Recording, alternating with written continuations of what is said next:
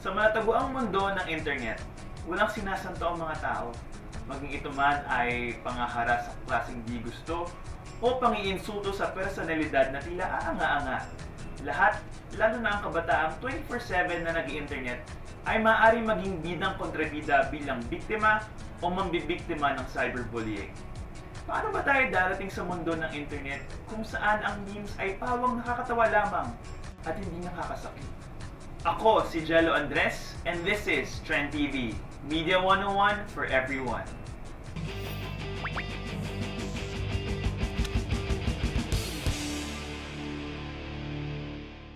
So our guest for today is actually a firm advocate of the fight against cyberbullying. Let's all welcome Attorney Christopher Lau.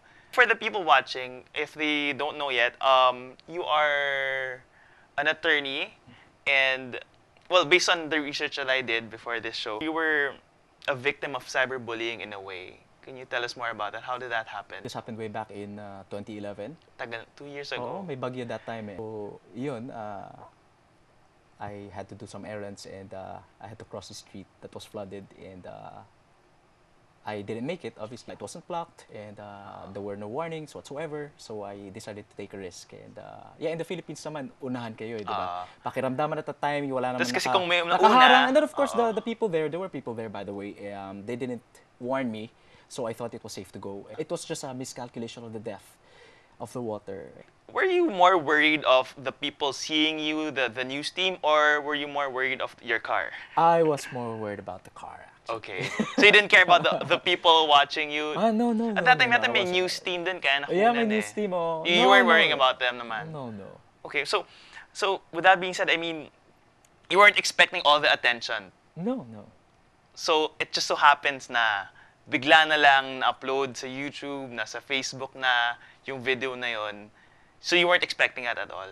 Hindi. At the time, grabe. Ang iisip mo na lang is really how to get out of the mess. That's true. So at that point, let's say, yeah, you weren't expecting it and then you saw yourself on TV, on Facebook, on YouTube. Right. What did you feel at that time? At the time, I felt aggrieved, and rightfully so. So nung na-focus sa'yo, again, there was cyberbullying, obviously. For you ba, what constitutes as a comment or a post that states cyberbullying? The law is kung ano yung interpretation nung nakarinig.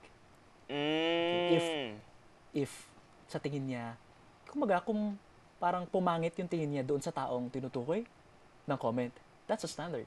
So, delikado pala kasi you can write a joke, but if No, hindi naman. Kasi kumbaga, a person of common understanding, that's the standard. What he makes of it, you know. If he thinks that, this is below the belt, this is defamatory, it actually humiliates the subject. So, yun. So, you can actually sue the person for doing that, right? Or hindi pa? Of course. You can sue the person. Yeah, but if the person is, criminally exempt, what does that mean? If the person is Under 15, 18? Under 18? No. If below 15. 15. So, absolutely exempt. So, if the person is below 18, above 15, but did not act with discretion, he's also exempt. For those below 18 but above 15 and acted with discernment, he can be criminally liable. What does that mean? Makukulong. Okay? Iba ang criminal liability sa civil liability. Okay? Those that are criminally exempt may not be civilly liable. So even if hindi sila makulong, but of course you can hold them liable. May pera naman yan eh. At syempre yung bata, wala. And then you go after the parents. Yeah, under who's care, di ba? Have you ever done that for the past 2 years? Being, They're not worth my while. You have to choose your battle. Ang importante at the time was to survive. So, kailangan ko munang i-heal yung sarili ko, no? Suing people, hindi naman yun ang siguro ang, what do you call that? That's the second phase. The first phase is really to, parang pull yourself together. Words, actually, they don't, yung words, no, they don't cause wounds, physical wounds, right? They don't. But they can be so powerful that they can penetrate your spirit and then the injury manifests itself in the body. So that's what happened to me. So ibang klaseng damage talaga. Ibang klase nagagawa kasi ng cyberbullying, lahat ng lumalabas sa sistema ko, dugo. As in, literally? Yes, or literally. As in, you're vomiting blood? Yes, I was. Can you believe it? Yeah. with that being said, what makes the internet an appealing medium for bullying kaya? For you? Accessible. Okay, number one, accessible. Accessible. Compared to print, right? True.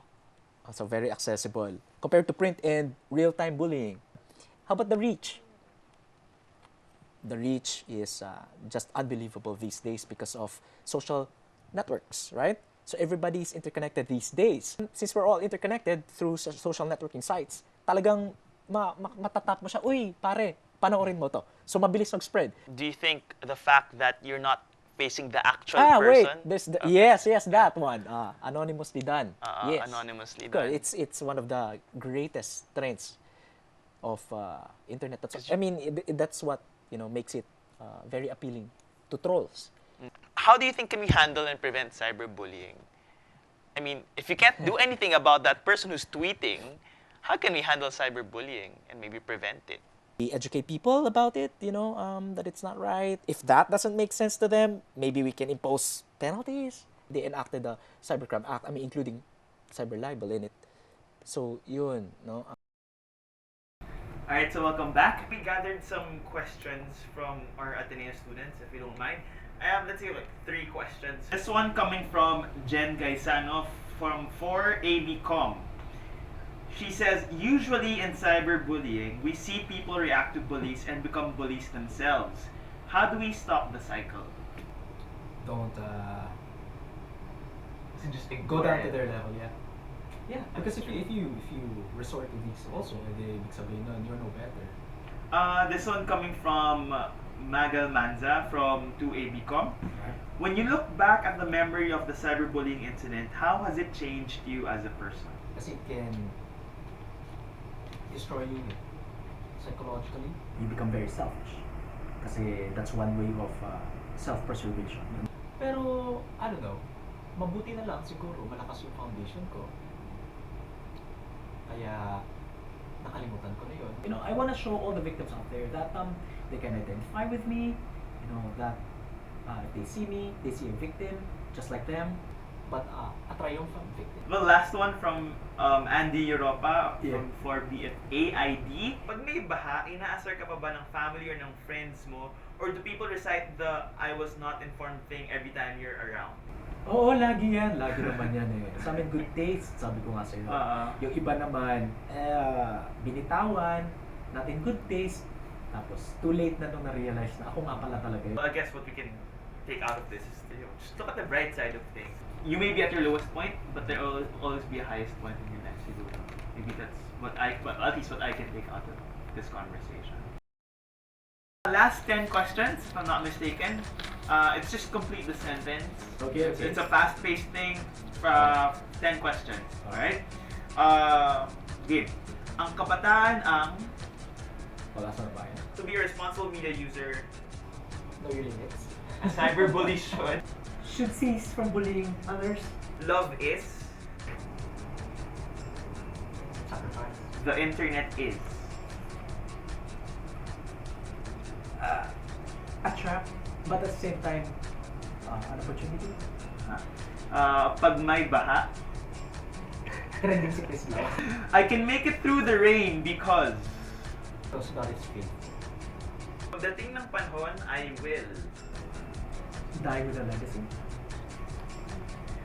Masarap ang. Po one noodles, I love po. I am now informed because. I am now informed because Nakalagay po dito. because wala. I read.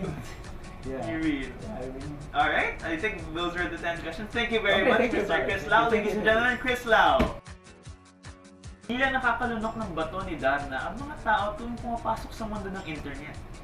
Lalo pa ang mga action stars sa tapang. Sugod lang ng sugod, walang awat sa pagpapaputok ng mga akusasyon. Walang prenong pagpataw ng mga panghuhusga sa mga isyong pilit na pinapalobo. Sa bawat pindot ng keyboard, sa bawat click ng mouse, bakit di ka muna pumrenos ng ilang mga sandali? Sa salitang mga iyong binibitawan, may masasagasaan ka ba? This has been Trend TV, Kabataan.